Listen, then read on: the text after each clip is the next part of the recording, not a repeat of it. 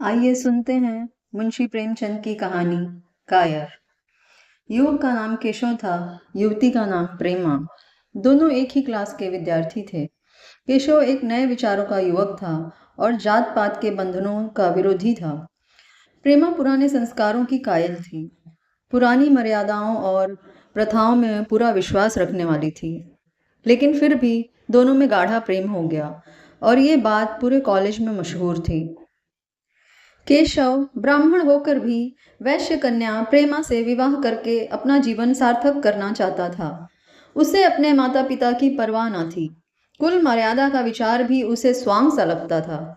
उसके लिए सत्य कोई वस्तु थी तो प्रेम थी, किंतु प्रेमा के लिए माता पिता और कुल परिवार के आदेश के विरुद्ध एक कदम बढ़ाना भी असंभव था। संध्या का समय विक्टोरिया पार्क के एक निर्जन स्थान में दोनों हरियाली गार्डन में आमने सामने पर बैठे थे। सैर करने वाले एक एक करके विदा हो गए, किंतु ये दोनों अभी वहीं बैठे हुए थे। उनमें एक ऐसा प्रसंग छिड़ा हुआ है जो किसी तरह समाप्त नहीं होता। केशव ने झुंझलाकर कहा, इसका ये अर्थ है कि तुम मेरी परवाह ही नहीं है। प्रेमा ने उसको शांत करने की चेष्टा करके कहा, तुम मेरे साथ अन्याय कर रहे हो केशव, लेकिन मैं इस विषय को माता पिता के सामने कैसे छेड़ूं? ये मेरी समझ में नहीं आता। वे लोग पुरानी रूढ़ियों के भक्त हैं। मेरी तरफ से ऐसी बात सुनकर जो मन में शंकाएं होंगी, उनकी तुम कल्पना भी नहीं कर सकते। केशव ने उग्र भाव से कहा, तो तुम भी उन्हीं पुरानी रूढ़ियों की गुलाम हो? प्रेमा ने अपनी बड़ी बड़ी आंखों में मधुर प्रेम भरकर कहा, नहीं, मैं उनकी गुलाम नहीं हूं, लेकिन माता पिता की इच्छा मेरे लिए अन्य सभी चीजों से अधिक मान्य है। तुम्हारा व्यक्तित्व कुछ नहीं, ऐसा ही समझ लो। मैं तो समझता था कि ये ढकोसले मूर्खों के लिए हैं, लेकिन अब मालूम हुआ कि तुम जैसी विदुषियां भी उनकी पूजा करती हैं। जब मैं तुम्हारे लिए संसार छोड़ने को तैयार हूं, तो तुमसे भी यही आशा करता हूं। प्रेमा ने अपने मन में सोचा, मेरा अपनी देह पर क्या अधिकार? जिन माता पिता ने अपने रक्त से मेरी सृष्टि की और अपने स्नेह से उसे पाला है, उनकी मर्जी के खिलाफ कोई काम करने का उसे कोई हक नहीं। उसने दीनता के साथ केशव से कहा, क्या प्रेम स्त्री और पुरुष के रूप में ही रह सकता है, मैत्री के रूप में नहीं? मैं तो आत्मा का बंधन समझती हूँ। केशव ने कठोर भाव से कहा, इन दार्शनिक विचारों से तुम मुझे पागल कर दोगी, पर तुम इतना ही समझ लो कि मैं निराश होकर जिंदा नहीं रह सकता। मैं प्रत्यक्षवादी हूँ और कल्पनाओं के संसार में प्रत्यक्ष का आनंद उठाना मेरे लिए असंभव है। यह कहकर उसने प्रेमा का हाथ पकड़कर अपनी ओर खींचने की चेष्टा की। प्रेमा ने झटके से हाथ छुड़ा लिया और बोली, नहीं केशव, मैं कह चुकी हूँ कि मैं स्वतंत्र नहीं हूँ। तुम मुझसे वो चीज ना मांगो जिस पर मेरा कोई अधिकार नहीं है।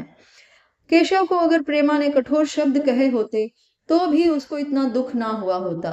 एक क्षण तक तो वो मन मारे बैठा रहा, फिर उठकर निराशा भरे स्वर में बोला, जैसी तुम्हारी इच्छा। आहिस्ता आहिस्ता कदम सा उठाता हुआ वो वहां से चला गया। प्रेमा अब भी वहीं बैठी हुई आंसू बहाती रही। रात को भोजन करके प्रेमा जब अपनी माँ के साथ लेटी तो उसकी आंखों में नींद न थी। केशव ने उसे एक ऐसी बात कह दी थी जो चंचल पानी में पड़ने वाली छाया की तरह उसके दिल पर छाई हुई थी। प्रति क्षण उसका रूप बदलता था। वो उसे स्थिर ना कर सकती थी। माता से इस विषय में कहे तो कैसे? लज्जा मुंह बंद कर देती थी। उसने सोचा, अगर केशव के साथ मेरा विवाह ना हुआ तो उस समय मेरा क्या कर्तव्य होगा? अगर केशव ने कुछ उदंडता कर डाली तो मेरे लिए संसार में भला फिर क्या रह जाएगा? लेकिन मेरा बस ही क्या है? इन भांति भांति के विचारों में एक बात जो उसके मन में निश्चित हुई वह यह कि केशव के सिवा वह और किसी से विवाह ना करेगी। उसकी माता ने पूछा, क्या तुझे अब तक नींद नहीं आई? मैंने तुझसे कितनी बार कहा, थोड़ा बहुत घर का कामकाज किया कर, लेकिन तुझे किताबों से ही फुर्सत नहीं मिलती। 4 दिन में तू पराए घर जाएगी, कौन जाने कैसा घर मिले। अगर कुछ काम करने की आदत ना रही तो कैसे निभा होगा? प्रेमा ने भोलेपन से कहा, मैं पराए घर जाऊंगी ही क्यों? माता ने मुस्कुराकर कहा, लड़कियों के लिए यही तो सबसे बड़ी विपत्ति है बेटी। माँ बाप के गोद में पलकर ज्यों ही सयानी हुई दूसरों की हो जाती हैं। अगर अच्छे प्राणी मिले तो जीवन आराम से कट गया, नहीं रो रो कर दिन काटना पड़ा। सब कुछ भाग्य के अधीन है। अपनी बिरादरी में तो मुझे कोई घर नहीं भाता, कहीं लड़कियों का आदर नहीं, पर करना तो बिरादरी में ही पड़ेगा ना।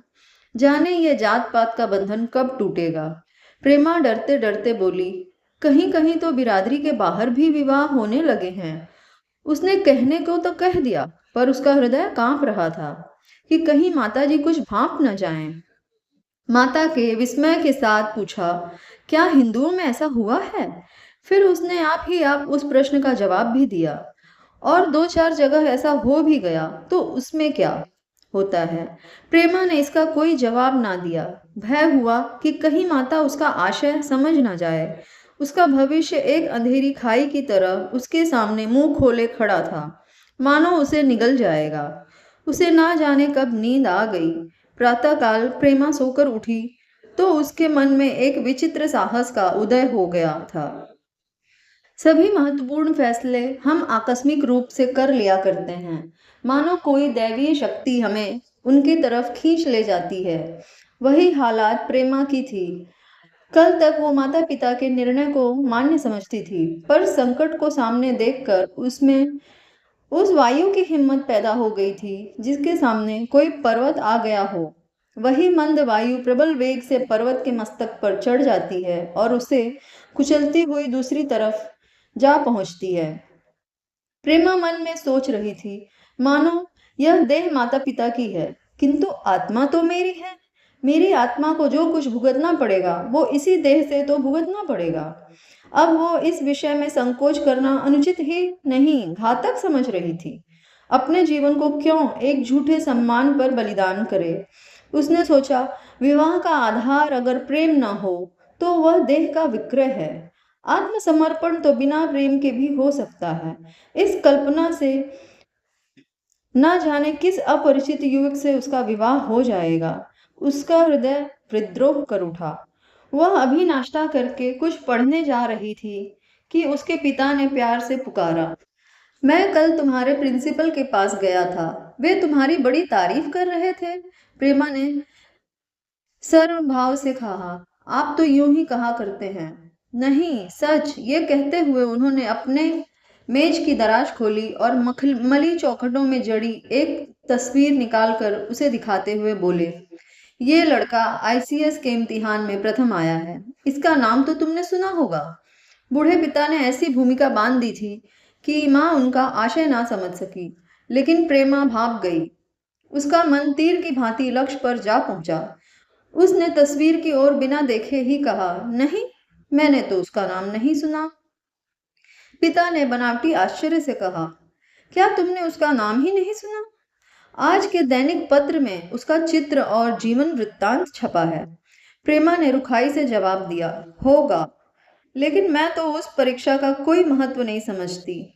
जो लोग इस परीक्षा में बैठते हैं वे पल्ले सिर के स्वार्थी होते हैं।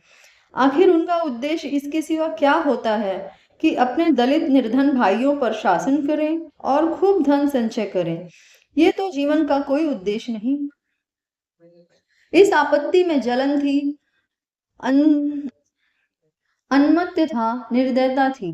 पिता ने समझा प्रेमा ने बखान सुनकर लट्टू हो जाएगी। ये जवाब सुनकर तीखे स्वर में बोले, तू तो ऐसी बातें कर रही है जैसे तेरे लिए धन और अधिकार का कोई मूल्य नहीं। प्रेमा ने ठिठाई से कहा, हाँ, मैं तो इसका मूल्य नहीं समझती। मैं तो आदमी के त्याग को देखती हूँ। मैं ऐसे युवकों को जानती हूँ जिन्हें ये पद जबरदस्ती भी दिया जाए तो स्वीकार ना करेंगे।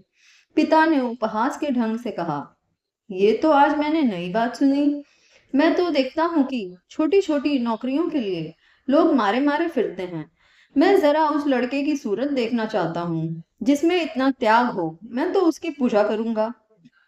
शायद किसी दूसरे अवसर पर यह शब्द सुनकर प्रेमा लज्जा से सर झुका लेती, पर इस समय उसकी दशा उस सिपाही की सी थी जिसके पीछे गहरी खाई हो। आगे बढ़ने के सिवा उसके लिए और कोई मार्ग न था। अपने आवेश को संयम से दबाती हुई आंखों में विद्रोह भरे वह अपने कमरे में गई और केशव के कई चित्रों में से वह एक चित्र चुन लाई जो उसकी निगाह में सबसे खराब था और पिता के सामने रख दिया। बूढ़े पिता ने चित्र को उपेक्षा भाव से देखना चाहा, लेकिन पहली दृष्टि में ही उसने उन्हें आकर्षित कर लिया। ऊंचा कद था और दुर्बल होने पर भी उसका गठन स्वास्थ्य और संयम का परिचय दे रहा था। मुख पर प्रतिभा का तेज न था, पर विचारशीलता का कुछ ऐसा प्रतिबिंब था जो उसके मन में विश्वास पैदा करता था। उन्होंने उस चित्र की ओर देखते हुए पूछा, ये किसका चित्र है? प्रेमा ने संकोच से सर झुकाकर कहा, ये मेरे ही क्लास में पढ़ते हैं। पिता, अपने ही बिरादरी का है? प्रेमा की मुख मुद्रा धूमिल सी हो गई। इसी प्रश्न के उत्तर पर उसकी किस्मत का फैसला हो जाए। उसके मन में पछतावा हुआ कि व्यर्थ में इस चित्र को यहाँ लाई। उसके मन में एक क्षण के लिए जो दृढ़ता आई थी, वो इस पैने प्रश्न के सामने कातर हो उठी। दबी हुई आवाज में बोली, जी नहीं, वो ब्राह्मण हैं। और ये कहने के साथ ही शुद्ध होकर कमरे में निकल गई। आप मानो यहाँ की वायु में उसका गला घुट जा रहा था और दीवार की आड़ में होकर रोने लगी। लाला जी को तो पहले ऐसा क्रोध आया कि प्रेमा को बुलाकर साफ साफ कह दे कि यह असंभव है। वे उसी गुस्से में दरवाजे तक आए, लेकिन प्रेमा को रोते देख नम्र हो गए। इस युवक के प्रति प्रेमा के मन में क्या भाव थे, ये उनसे छिपा ना रहा। वे स्त्री शिक्षा के पूरे समर्थक थे, लेकिन इसके साथ ही कुल मर्यादा की रक्षा भी करना चाहते थे। अपनी जाति के सुयोग्य वर्ग के लिए अपना सर्वस्व अर्पण कर सकते थे, लेकिन उस क्षेत्र के बाहर कुलीन से कुलीन और योग्य से योग्य वर्ग की कल्पना भी उनके लिए असह्य थी। इससे बड़ा अपमान वो सोच ही नहीं सकते थे। उन्होंने कठोर स्वर में कहा, आज से कॉलेज जाना बंद कर दो। अगर शिक्षा कुल मर्यादा को डुबोना ही सिखाती है तो कुशिक्षा है। प्रेमा ने कातर कंठ से कहा, परीक्षा तो समीप आ गई है। लाला जी ने दृढ़ता से कहा, आने दो। फिर अपने कमरे में जाकर विचारों में डूब गए। 6 महीने गुजर गए। लाला ने कमरे में आकर पत्नी को एकांत में बुलाया और बोले, जहां तक मुझे मालूम है, केशव बहुत ही सुशील और प्रतिभाशाली युवक है। मैं तो समझता हूँ प्रेमा इस शोक में घुल घुल कर प्राण दे देगी। तुमने भी समझाया, मैंने भी समझाया, दूसरों ने भी समझाया, पर उस पर इसका कोई असर ही नहीं होता। ऐसी दशा में हमारे लिए और क्या उपाय है? उनकी पत्नी ने चिंतित भाव से कहा, कर तो दोगे, लेकिन रहोगे कहाँ? ना जाने कहाँ से ये कुलक्षणी मेरी कोख में आई।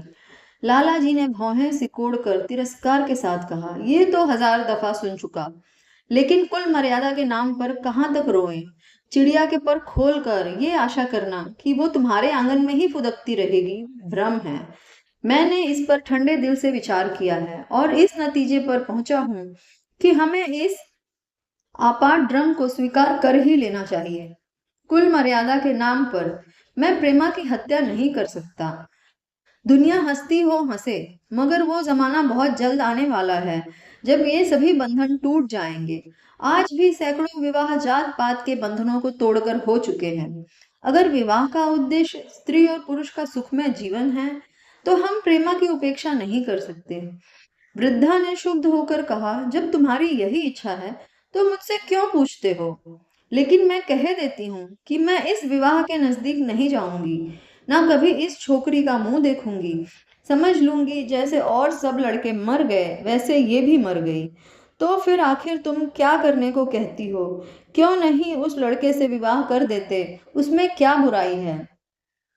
वो 2 साल में सिविल सर्विस पास करके आ जाएगा। केशव के पास क्या रखा है? बहुत होगा किसी दफ्तर में क्लर्क हो जाएगा। और अगर प्रेमा प्राण हत्या कर ले तो कर ले। तुम तो उसे और शह देते हो। जब उसे हमारी परवाह नहीं है, तो हम उसके लिए अपने नाम को क्यों कलंकित करें? प्राण हत्या करना कोई खेल नहीं है, ये सब धमकी है। मन घोड़ा है, जब तक उसे लगाम ना दो, पुट्ठे पर हाथ भी ना रखने देगा। जब उसके मन का ये हाल है, तो कौन कहे केशव के साथ ही जिंदगी भर निबाह करेगी। जिस तरह आज उससे प्रेम है, उसी तरह कल दूसरे से हो सकता है। तो क्या पत्ते पर अपना मांस बिकवाना चाहते हो? लाला जी ने स्त्री को प्रश्न सूचक दृष्टि से देखकर कहा, और अगर वो कल खुद जाकर केशव से विवाह कर ले तो तुम क्या कर लोगी?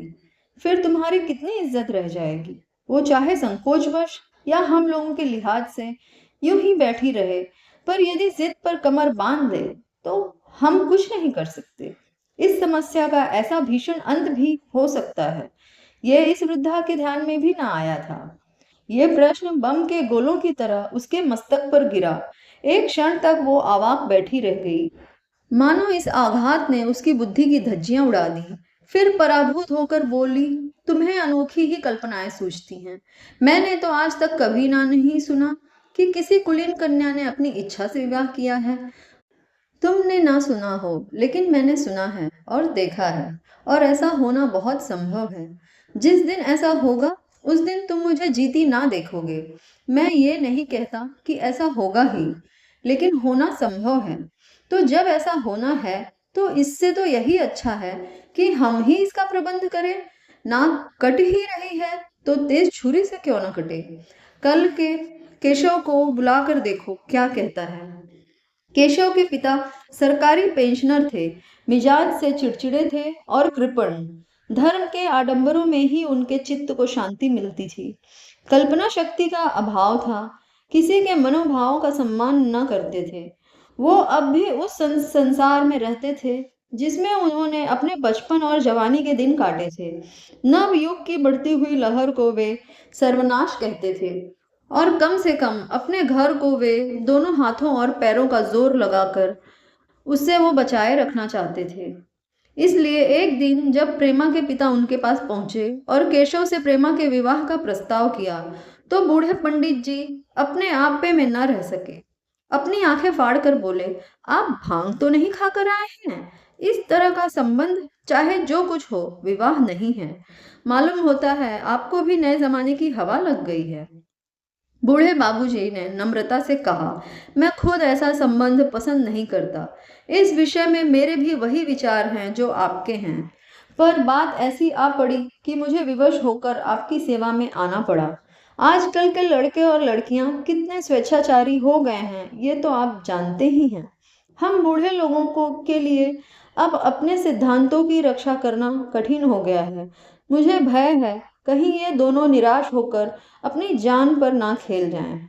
बूढ़े पंडित जी जमीन पर पांव पटकते हुए गरजते हुए बोले, आप क्या कहते हैं साहब? आपको शर्म नहीं आती? हम ब्राह्मण हैं, और ब्राह्मणों में भी कुलीन। ब्राह्मण कितने ही पतित हो गए हों, इतने मर्यादा शून्य नहीं हुए हैं कि बनिए बक्कालों की लड़की से विवाह करते फिरें। जिस दिन कुलीन ब्राह्मणों में लड़कियां ना रहेंगी, उस दिन यह समस्या उपस्थित हो सकती है। मैं कहता हूँ, आपको मुझसे यह बात करने का साहस कैसे हुआ? बूढ़े बाबूजी जितना ही दबते थे, उतना ही पंडित जी बिगड़ते थे।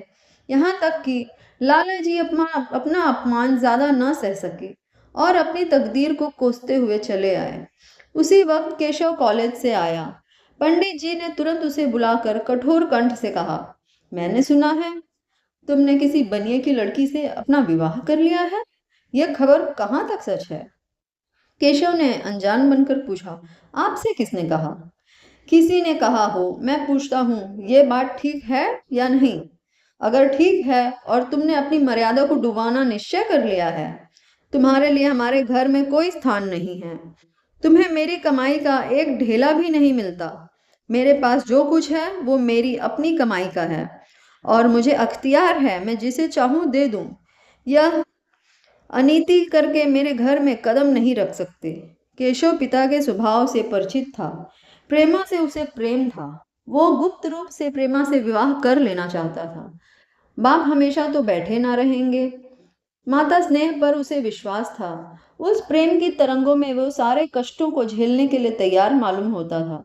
लेकिन जैसे कोई कायर सिपाही बंदूक के सामने जाकर हिम्मत खो बैठता है और कदम पीछे हटा लेता है, वही दशा केशव की थी। वो साधारण युवकों की तरह सिद्धांतों के लिए बड़े बड़े तर्क कर सकता था, जबान से उनमें अपनी भक्ति की दुहाई दे सकता था, लेकिन इसके लिए यातनाएं झेलने का सामर्थ्य उसमें न था। अगर वो अपनी जिद पर अड़ा रहा और पिता ने भी अपनी टेक रखी, तो उसका कहाँ ठिकाना लगेगा। उसका जीवन ही नष्ट हो जाएगा। उसने दबी जबान से कहा, जिसने आपसे ये कहा है बिल्कुल झूठ कहा है। पंडित जी ने तीव्र नेत्रों से देखकर कहा, यह खबर बिल्कुल गलत है। जी हाँ, बिल्कुल गलत। तो तुम आज ही उस बनिए को खत लिख दो, और याद रखो, इस तरह की चर्चा फिर कभी उठी तो तुम्हारा सबसे बड़ा शत्रु होऊंगा। बस जाओ। केशव और कुछ न कह सका। वो जब वहां से चला तो मालूम होता था पैरों में दम नहीं है। दूसरे दिन प्रेमा ने केशव के नाम ये पत्र लिखा। प्रिय केशव, तुम्हारे पूज्य पिताजी ने जो लाला जी के साथ अशिष्ट व्यवहार, अपमानजनक व्यवहार किया, उसका हाल सुनकर मेरे मन में बड़ी शंका उत्पन्न हो रही है। शायद उन्होंने तुम्हें भी डांट फटकार बताई होगी। ऐसी दशा में मैं तुम्हारा निश्चय सुनने के लिए विकल हो रही हूँ। तुम्हारे साथ हर तरह का कष्ट झेलने के लिए तैयार हूँ। मुझे तुम्हारे पिताजी की संपत्ति का मोह नहीं है। मैं तो केवल तुम्हारा प्रेम चाहती हूँ और उसी में प्रसन्न हूँ। आज शाम को यहीं आकर भोजन करो। दादा और माँ दोनों तुमसे मिलने के लिए बहुत इच्छुक हैं। मैं वो स्वप्न देखने में मग्न हूँ जब हम दोनों सूत्र में बंध जाएंगे, जो टूटना नहीं जानता, जो बड़ी से बड़ी आपत्ति में भी अटूट रहता है। तुम्हारी प्रेमा। संध्या हो गई और इस पत्र का कोई जवाब न आया। उसकी माता बार बार पूछती थी, केशव आए नहीं? बूढ़े लाला भी द्वार की ओर आंख लगाए बैठे थे। यहाँ तक कि रात के 9 बज गए, पर ना केशव आए ना उनका पत्र। प्रेमा के मन में भांति भांति के संकल्प विकल्प उठ रहे थे। कदाचित उन्हें पत्र लिखने का अवकाश ना मिला होगा, या आज आने की फुर्सत ना मिली होगी। कल आ जाएंगे। केशव ने पहले उसके पास जो प्रेम पत्र लिखे थे उन सबको उसने फिर पढ़ा। उनके एक एक शब्द से कितना अनुराग टपक रहा था, उनमें कितना कंपन था, कितनी विकलता थी, कितनी तीव्र आकांक्षा। फिर उस केशव के ये वाक्य याद आए जो उसने सैकड़ों ही बार कहे थे। कितनी बार वो प्रेमा के सामने रोया था। इतने प्रमाणों के होते हुए निराशा के लिए कहाँ स्थान था। मगर फिर भी सारी रात उसका मन जैसे सूली पर टंगा रहा। प्रातः काल केशव का जवाब आया। प्रेमा ने कांपते हुए हाथों से पत्र लेकर पढ़ा। पत्र हाथ से गिर गया। ऐसा जान पड़ा मानो उसकी देह का रक्त स्थिर हो गया। लिखा था, मैं बड़े संकट में हूँ। तुम्हें क्या जवाब दूं? मैंने इधर इस समस्या पर खूब ठंडे दिल से विचार किया और इस नतीजे पर पहुंचा हूँ कि वर्तमान दशाओं में मेरे लिए पिता की आज्ञा की उपेक्षा करना दुस्सह है। मुझे कायर ना समझना, मैं स्वार्थी भी नहीं हूँ। लेकिन मेरे सामने जो बाधाएं हैं उन पर विजय पाने की शक्ति मुझ में नहीं। पुरानी बातों को भूल जाओ। उस समय मैंने इन बाधाओं की कल्पना ना की थी। प्रेमा ने एक लंबी गहरी जलती हुई सांस खींची और उस खत को फाड़कर फेंक दिया। उसकी आंखों से अश्रुधार बहने लगे।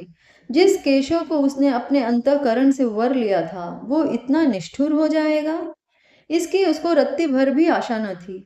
ऐसा मालूम पड़ा मानो अब तक वो कोई सुनहरा स्वप्न देख रही थी और आंख खुलने पर वो सब कुछ अदृश्य हो गया। जीवन में जब आशा ही लुप्त हो गई तो अब अंधकार के सिवा क्या रहा। अपने हृदय की सारी संपत्ति लगाकर उसने एक नाव लदवाई थी। वो नाव जलमग्न हो गई। अब दूसरी नाव कौन वहां से लदवाए? अगर वो नाव टूटी है तो उसके साथ वो भी डूब जाएगी। माता ने पूछा, क्या केशव का पत्र है? प्रेमा ने भूमि की ओर ताकते हुए कहा, हाँ। उनकी तबीयत अच्छी नहीं है। इसके सिवा वो और क्या कहे, क्योंकि केशव की निष्ठुरता और बेवफाई का समाचार कहकर लज्जित होने का साहस उसमें न था। दिन भर वो घर के काम धंधों में लगी रही, मानो उसे कोई चिंता ही नहीं है। रात को उसने सबको भोजन कराया, खुद भी भोजन किया और बड़ी देर तक हारमोनियम पर गाती रही। मगर सवेरा हुआ तो उसके कमरे में उसकी लाश पड़ी हुई थी। प्रभात की सुनहरी किरणें उसके पीले मुख को जीवन की आभा प्रदान कर रही थी। अभी आप सुन रहे थे मुंशी प्रेमचंद की लिखी कथा संग्रह मानसरोवर की कहानी कायर।